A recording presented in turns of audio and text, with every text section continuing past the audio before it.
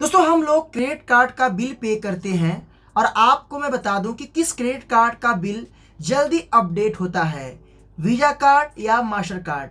ये मेरे पास वीज़ा और मास्टर कार्ड हैं। तो आपको इस वीडियो में मालूम पड़ेगा कि अगर आप पेटीएम, फोन पे या गूगल पे या क्रेडिट ऐप से अगर आप बिल पेमेंट करते हैं तो किसका पेमेंट फास्ट अपडेट होता है और ये जो नेटवर्क है वीज़ा मास्टर, इनके क्या रोल होते हैं और कितना फास्ट किस नेटवर्क का अपडेट होता है, सब कुछ आपको हम डिटेल्स में बताने वाले हैं। तो मेरा आपसे रिक्वेस्ट है कि वीडियो को लाइक करके सपोर्ट कर देना और चैनल पे नए आए हैं तो चैनल को सब्सक्राइब के बेल आइकन को ऑन कर देना।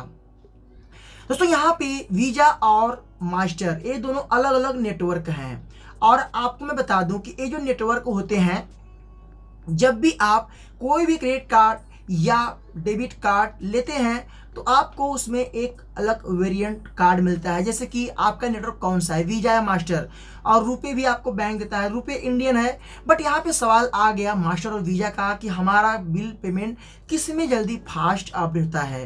दोस्तों यहाँ पे कोई ये नहीं है कि वीज़ा वाला फास्ट होगा और मास्टर वाला पीछे होगा। तो यहाँ पे डिपेंड करता है कि आप जिस मर्चेंट से आप पेमेंट कर रहे हैं उनका टाई अप वीज़ा और मास्टर के साथ जो है कि नहीं है। अगर नहीं है तो किसी और अपने, जैसे कि उनका जो सिस्टम होता है वो किसी और को उसमें ज्वाइन के रखेंगे, उसके थ्रू उनका पेमेंट आने में 2 से 3 वर्किंग दिवस लगेगा। यहाँ पे दोस्तों जो यहाँ पे फोन पे है, फोन पे में आप देखोगे तो जो आपका ये वीज़ा कार्ड है तो वीज़ा कार्ड का पेमेंट अगर आप फ़ोन पे से करते हो तो आपका 3 to 5 वर्किंग डे लगता है। यहाँ पे देख सकते हैं कि मैंने जो है फ़ोन पे से पेमेंट किया था, जो कि कल की डेट में मैंने किया। एक 51 और एक 49, 1 लाख रुपए का ट्रांजेक्शन किया, वो भी वीज़ा कार्ड का, और पेमेंट अपडेट होगा 18 तारीख को, ऐसा बताया गया।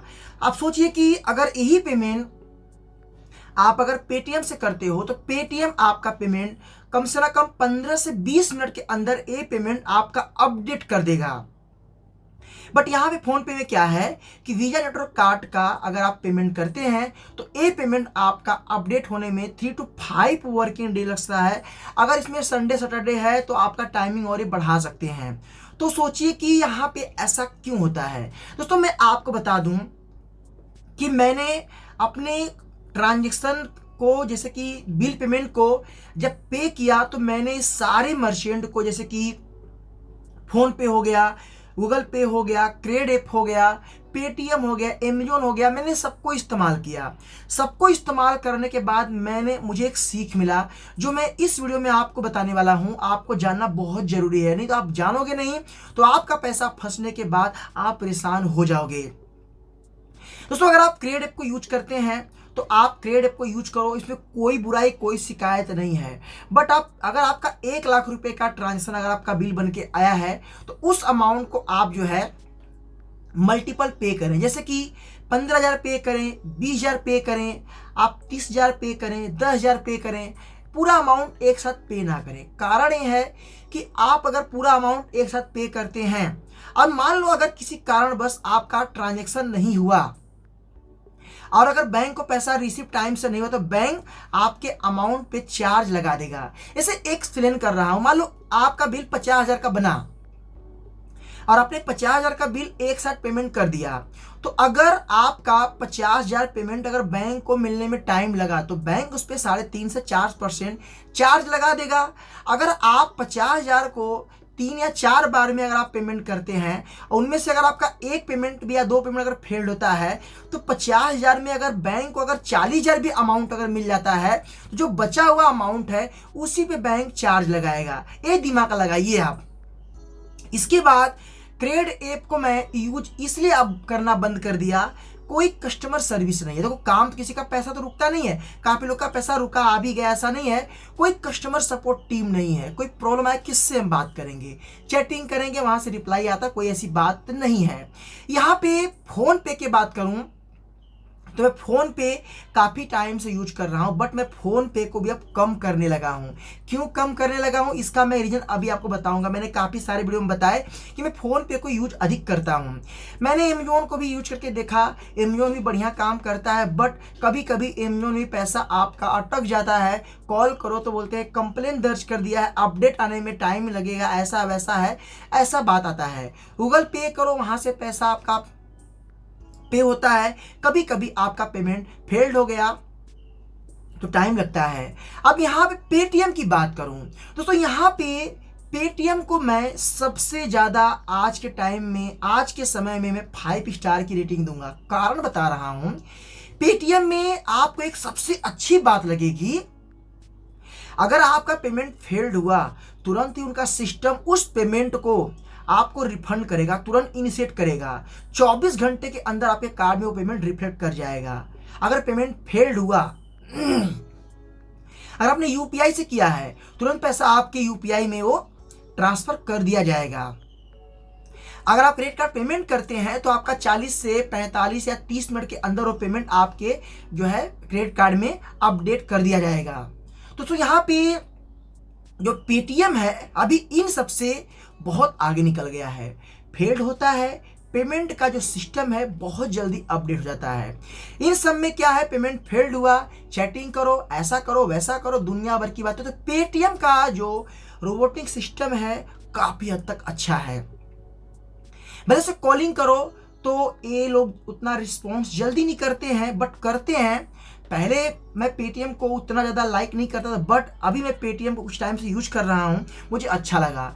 अब दोस्तों यहाँ पे जो वीज़ा और मास्टर कार्ड नेटवर्क की बात आ गई, तो यहाँ पे फ़ोन पे से अगर आप मास्टर कार्ड का पेमेंट करते हैं तो करीबन 2 सेकंड के अंदर पेमेंट आपका अपडेट हो जाएगा। अगर वीज़ा कार्ड का पेमेंट करते हैं तो आपको 4 से 5 दिन 6 दिन वेट करना पड़ेगा। तो यहाँ पे पेटीएम में आपका मास्टर हो, चाहे वीज़ा हो, चाहे आपका कोई कार्ड हो, उसका पेमेंट जल्दी अपडेट होता है। तो यहाँ पे सबसे अधिक अगर आपको चेक करना है कि कौन सा ऐप हमारे पेमेंट को फास्ट अपडेट कर रहा है, जो फास्ट अपडेट कर रहा है उसको यूज करो। और इसके बाद जैसे मान लो आपके पास 3 कार्ड हैं, 2 मास्टर हैं, 1 वीज़ा है, तो जो ऐप आपका मास्टर का पेमेंट जल्दी अपडेट कर रहा है उससे आप यूज करो, और जो आपका वीज़ा वाला अच्छे से अपडेट कर रहा है उसको आप यूज करो। बट मेरी एक बात याद रखना कि आप लोग जो है कोशिश करके मल्टीपल अमाउंट पे करना, कभी एक साथ अमाउंट पे मत करना। मैंने आपको जस्ट अभी रीजन बता दिया कि अगर आपका एक साथ अमाउंट फेल्ड हुआ तो आपको पूरा अमाउंट पे चार्ज देना पड़ेगा। क्रेडिट कार्ड में होता क्या है, थोड़ा समय आपका और मैं लूंगा। बैंक जो है हमेशा, मान लो आपका 1 लाख का बिल बना है, तो 1 लाख में आप जितना पैसा पे किए रहोगे, बचे हुए अमाउंट पे आपसे बैंक चार्ज वसूल करेगा, पूरे अमाउंट पे कभी वसूल नहीं करेगा। ऐसा क्रेडिट कार्ड सिस्टम होता है। अगर आपका 1 लाख का है, आपने उसमें से 90,000 पे कर दिया, तो 10,000 के अमाउंट पे ही बैंक आपसे वसूल करेगा। इस तरीके से क्रेडिट कार्ड का सिस्टम होता है। तो मल्टीपल अमाउंट पे करेंगे, कोई भी ट्रांजेक्शन फेल्ड हुआ तो उतने पे ही आपको चार्ज देना पड़ेगा, बाकी तो बैंक को रिसीव हुआ ना, इससे आपको दिक्कत नहीं होगा। देखो मेरा रिव्यू, मेरा एक्सपीरियंस, मेरे पास सभी बैंक के कार्ड हैं, करीबन 10 से 11 कार्ड हैं, आप लोग जानते हैं, और मैं आगे पीछे पेमेंट करता रहता हूं सबका जो है। बट मेरा जो एक्सपीरियंस आपको शेयर कर रहा हूं, मैं नहीं चाहता कि आप भी मुझे मेल करो मेरा पेमेंट फेल्ड हो गया, फंस गया। तो मैं फ़ोन पे टीम को एक रिक्वेस्ट करता हूं कि जो आपका मास्टर कार्ड वाला सिस्टम है आप थोड़ा इसे सही कीजिए, क्योंकि मैं आपको काफ़ी पसंद करता हूँ, बट अब मुझे लगता है कि अब मुझे आपसे दूरी बनाना पड़ेगा। बाकी यूपीआई के मामले में, ट्रांसफ़र करने के मामले में तो फ़ोन पे आगे है ही, बट क्रेडिट कार्ड के मामले में तो अभी तो पेटीएम आगे निकल रहा है। क्रेडिट, काफ़ी लोग बोलते हैं क्रेडिट अच्छा, भाई अच्छा है, मैं मना नहीं कर रहा हूँ, बट मैंने आपको सारा सिस्टम बता दिया। और लास्ट में मेरा खुद का सलाह आपको मानना है।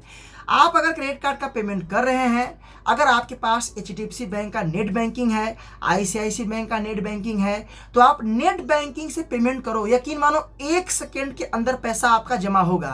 पेमेंट फेल्ड हुआ तो किसको कंप्लेन करोगे? बैंक को। भैया हमने आपका नेट बैंकिंग यूज किया, हम आपके कस्टमर हैं, कोई दिक्कत नहीं होगा। तो आप कोशिश करके बैंक का ही नेट बैंकिंग यूज करें, ज़्यादा आपके लिए सेफ होगा। ये थर्ड पार्टी लोगों को थोड़ा से कम यूज करो। बाकी आपकी मर्जी, मुझे जो सही लगा मैंने आपको बता दिया। अगर आपको ये वीडियो अच्छा लगा तो वीडियो को लाइक कर देना, दोस्तों में शेयर कर देना। मन में कोई भी सवाल है तो कमेंट कर देना। फिर मिलते हैं नए वीडियो के साथ, तब तक के लिए जय हिंद, वंदे मातरम।